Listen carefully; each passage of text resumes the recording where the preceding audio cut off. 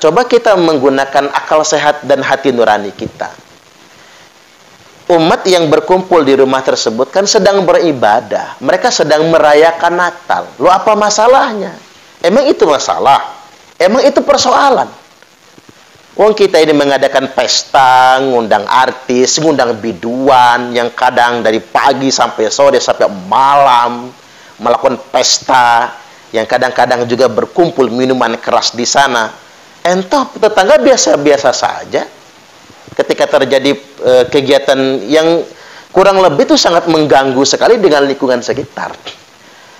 Saya coba pernah bertanya, mengapa Bapak tidak merasa terganggu misalnya dengan pesta yang secara berlebih-lebihan diselenggarakan, memekakkan telinga, belum lagi joget-joget erotis dan lain sebagainya. Apa kata tetangga tersebut? Ya ini kan juga nggak sering-sering, cuman sesekali saja. Itu pun cuman pas pestaan. Nah sekarang begini, umat Kristiani, mereka kan tidak sering-sering. Mereka bukan dalam rangka melakukan perbuatan yang berlebih-lebihan. Mereka semua sedang beribadah. Mereka semua sedang berhari raya. Loh, apa masalahnya kemudian? Ya, puji nama Tuhan, jumpa lagi bersama saya di channel Teva Kreatif. Sahabat Tuhan, pada kesempatan ini kami akan menayangkan sebuah video seperti cuplikan video yang kita dengarkan, bahwa di akhir-akhir ini banyak oknum-oknum yang mengganggu sekali akan ibadah orang Kristen. Bahkan di akhir tahun ini adalah hari di mana umat Kristiani merayakan akan hari kelahiran Sang Pencipta atau Tuhan kami, Tuhan Yesus Kristus. Namun ada beberapa orang dari teman-teman kita yang agama seberang tidak menyukainya, sehingga pada akhirnya mereka harus membubarkan dan menggunakan berbagai macam alasan untuk menutup akan tempat ibadah orang Kristen, bahkan membubarkan ibadah mereka di saat mereka lagi ibadah. Hal ini sangat-sangat tidak adil untuk masyarakat atau warga yang beragama Kristen. Nah sahabat Tuhan, namun Tuhan Yesus memberikan Roh Kudusnya kepada salah satu ustadz, yang dimana ia menyadari bahwa teman-temannya itu melakukan hal yang sangat keji dan sangat-sangat salah di hadapan Tuhan. Nah penasaran dengan videonya? Mari kita sama-sama tonton video berikut ini. Saya ingin mengajak kita semua menggunakan hati nurani dan akal sehat kita. Mengapa umat Kristiani di perumahan tersebut melakukan Natal di rumah? Karena satu, mereka nggak punya gereja. Karena nggak punya gereja, maka mereka ingin beribadah walaupun di rumah. Seandainya mereka punya gereja atau diizinkan mendirikan gereja, mereka tidak perlu payah-payah kok beribadah di rumah atau di perumahan. Mungkin ada beberapa kendala yang mereka hadapi ketika hendak mendirikan gereja. Yang kedua, coba kita menggunakan akal sehat dan hati nurani kita. Umat yang berkumpul di rumah tersebut kan sedang beribadah. Mereka sedang merayakan Natal. Loh, apa masalahnya? Emang itu masalah? Emang itu persoalan? Wong kita ini mengadakan pesta, ngundang artis, ngundang biduan, yang kadang dari pagi sampai sore sampai malam melakukan pesta, yang kadang-kadang juga berkumpul minuman keras di sana. Entah tetangga biasa-biasa saja. Ketika terjadi kegiatan yang kurang lebih itu sangat mengganggu sekali dengan lingkungan sekitar. Saya coba pernah bertanya, mengapa Bapak tidak merasa terganggu misalnya dengan pesta yang secara berlebih-lebihan diselenggarakan, memekakkan telinga, belum lagi joget-joget erotis dan lain sebagainya. Apa kata tetangga tersebut? Ya ini kan juga nggak sering-sering, cuman sesekali saja. Itu pun cuman pas pestaan. Nah sekarang begini, umat Kristiani, mereka kan tidak sering-sering. Mereka bukan dalam rangka melakukan perbuatan yang berlebih-lebihan. Mereka semua sedang beribadah. Mereka semua sedang berhari raya. Loh, apa masalahnya kemudian? Ini saya nggak masuk di logika saya dan tidak masuk di akal sehat saya. Justru saya merasa malu ketika ada orang yang mengatasnamakan Islam melakukan itu semua. Anda belajar Islam dengan siapa sih? Dan belajar Islamnya di mana gitu? Dapat dalil-dalil mana sebetulnya? Baik, saya mau lanjut ke informasi yang berikutnya.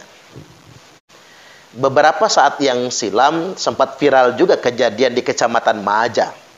Kita baca di portal media online juga di BBC News Indonesia. Judul beritanya, tak ada gereja di Kecamatan Maja, maka umat Kristen dilarang ibadah Natal di ruko. Ini jelas bentuk diskriminasi.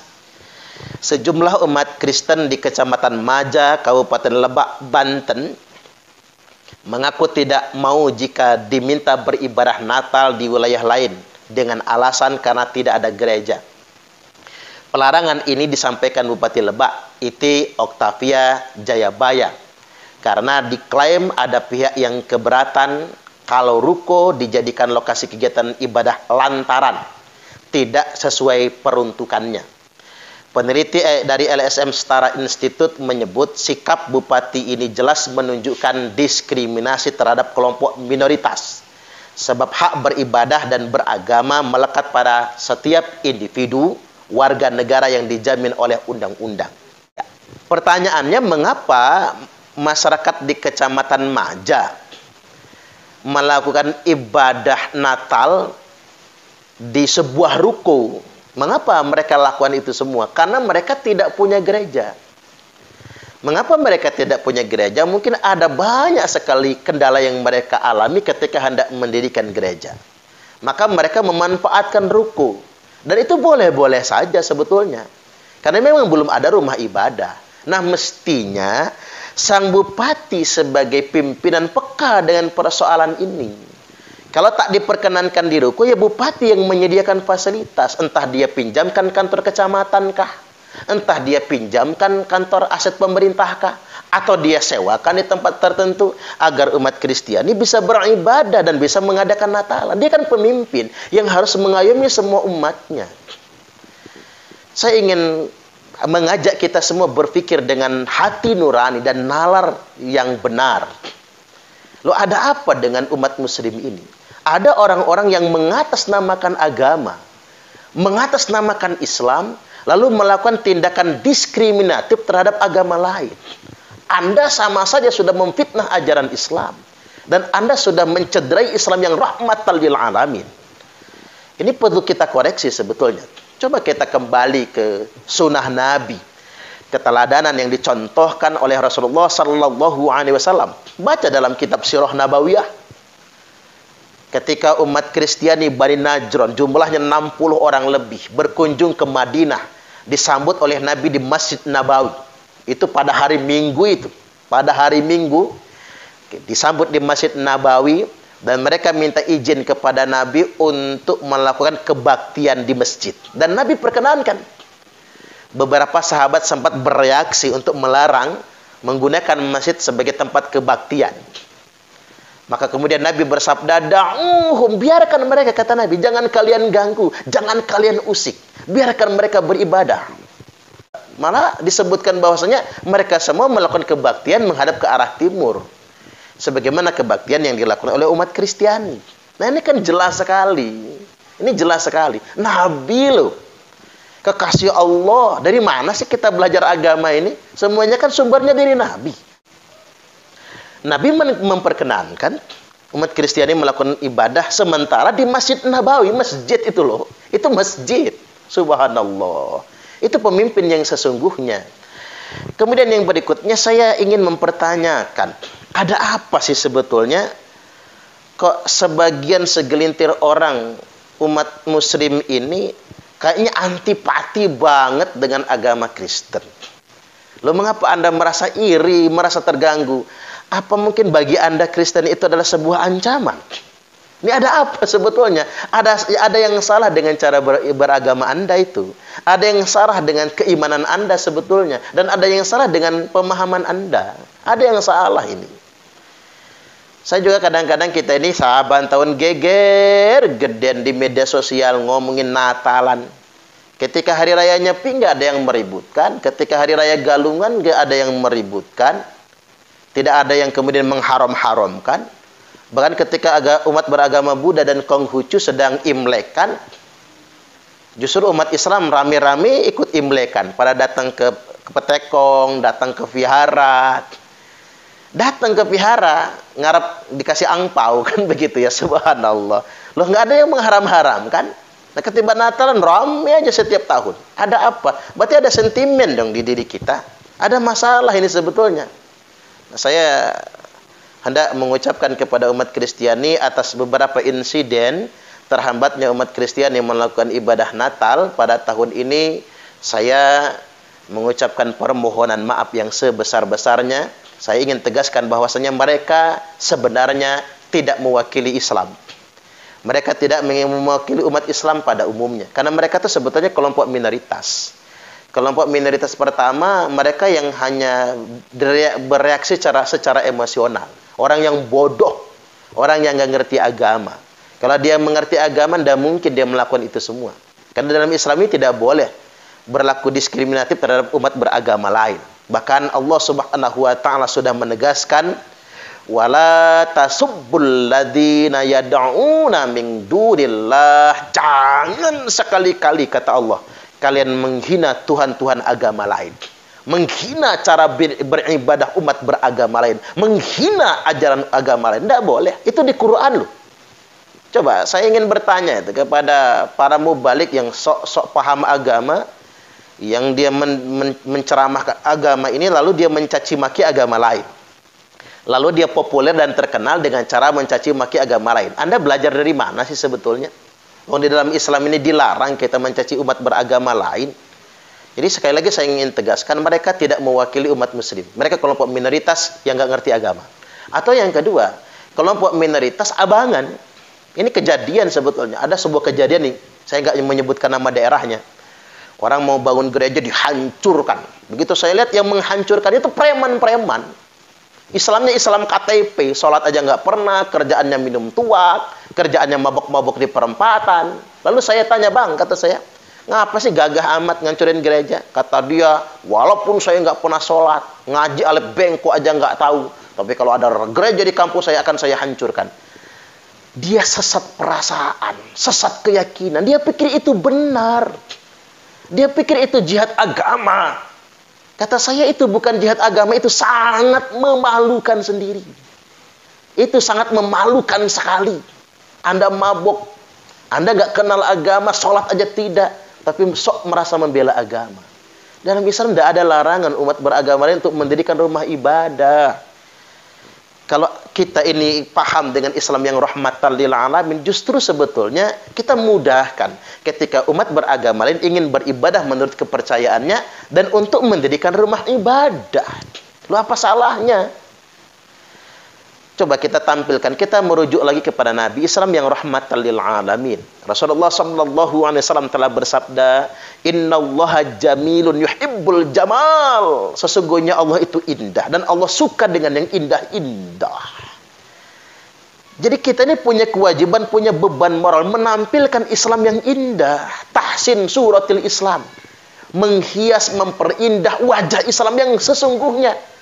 Wa ma arsalnaka illa rahmatan lil alamin. Tidaklah kami utus engkau Muhammad kecuali semata-mata agar menjadi rahmat bagi sekalian alam. Nah, Islam agama rahmat, bukan agama arogan, bukan agama marah-marah, bukan menebarkan ketakutan dan ancaman. Jangan begitulah. Cobalah kita timbang perasaan. Seandainya kita di Amerika nggak boleh Idul Fitri, nggak boleh Jumatan di masjid. Kita muslim minoritas di Amerika. Seandainya kita dilarang Jumatan di masjid, dilarang Idul Fitri, kan ngenes di hati. Timbang perasaan, jangan jadi arogan. Jangan mengikuti hawa nafsu. Itu hawa nafsu semua itu sebetulnya. Kemudian yang berikutnya, Allah Subhanahu wa taala telah berfirman, "Fabima rahmatim minallahi lintalahum." Dikarenakan rahmat dari Allah Subhanahu wa taala, engkau bisa bersikap hangat kepada mereka semua Muhammad, bersikap hangat, ramah, lemah lembut, menggembirakan. Walau kunta fadhdhan ghalidhal qalbi lang faddu min haulik. Seandainya engkau bersikap kasar, marah-marah, menakut-nakuti dan berhati kasar, lang fawwu min haulik, niscaya mereka semua akan lari dari sekelilingmu. Ini kan ini sifat ajaran Islam yang dicontohkan oleh Nabi yang sesungguhnya. Satu hal lagi yang hendak saya komentari. Beberapa waktu silam misalnya di Cianjur, terkait dengan bantuan korban Cianjur, aksi kemanusiaan dari umat Kristiani berlabel gereja yang sempat ditolak di Cianjur. Loh, apa masalahnya? Ketika umat Kristiani ditanya, mengapa bantuan itu berlabel gereja? Mereka ingin membangun kesan bahwasanya umat Kristen, umat Nasrani, bahwasanya gereja itu peduli dengan kemanusiaan. Apa itu salah? Ya nggak salah. Ketika ada umat beragama Buddha peduli bencana, menggunakan atribut beragama Buddha, boleh-boleh saja. Karena mereka ingin bangun kesan Buddha itu cinta damai, peduli dengan yang lemah dan sedang terkena musibah. Begitupun umat agama Hindu ketika peduli dengan kemanusiaan. Sama dengan kita umat Muslim. Misalnya ada bencana di Kabupaten Karo seperti dulu kan. Bencana di Kabupaten Karo yang rata-rata penduduknya non-Muslim.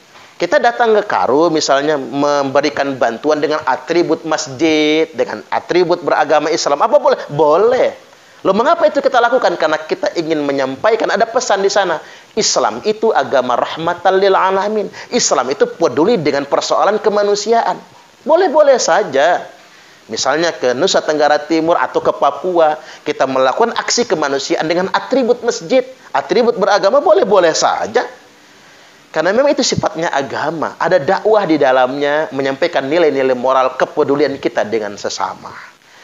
Saya mengajak kepada kita semua, yuk kita berpikir dengan hati nurani dan logika yang sesungguhnya. Sekali lagi saya ingin tegaskan, beberapa insiden belakangan sama sekali tidak mewakili Islam. Karena Islam tidak pernah mengajarkan yang sedemikian rupa. Dan yang kedua, sama sekali tidak mewakili mayoritas umat Islam. Karena itu kelompok minoritas yang nggak paham agama, gagal paham agama dan bersubu pendek. Nah, tinggal dikompori oleh kelompok Wahabi. Kelompok Wahabi itu kelompok takfiri. Jangankan yang beda agama, dengan yang seagama saja dia bid'ah-bid'ahkan, dia kafir-kafirkan, dan setiap momen begini mereka memang manfaatkan untuk menciptakan. Ya, demikianlah video yang sudah kita tonton bersama. Kiranya dengan adanya video ini, makin banyak umat Kristiani yang mendoakan agar teman-teman kita yang tidak punya hati yang dipakai oleh iblis untuk membubarkan ibadah, di mana kita melakukan ya ibadah tersebut untuk memuji dan memuliakan nama Tuhan. Tetapi oknum iblis juga tidak tinggal diam, sehingga memakai orang-orang yang tidak memiliki hati dan iman. Pada akhirnya mereka menutup dan juga membubarkan ibadah orang Kristen. Nah, sahabat Tuhan, begitulah ketika kita mengikuti Tuhan, banyak hal yang harus kita hadapi, termasuk hal-hal seperti ini. Namun jangan takut, Tuhan Yesus akan selalu menyertai kita. Semakin banyak orang membenci akan kita, akan semakin banyak jiwa yang bertobat dan menyadari bahwa Tuhan Yesus adalah Tuhan dan juga Juru Selamat, Tuhan yang akan menyelamatkan kita di dunia akhirat nanti. Salah satu adalah Ustadz ini, di mana sekalipun ia belum menjadi orang Kristen, namun terlihat bahwa Roh Kudus ada dalam hatinya. Sekian dan terima kasih saudaraku. Amin.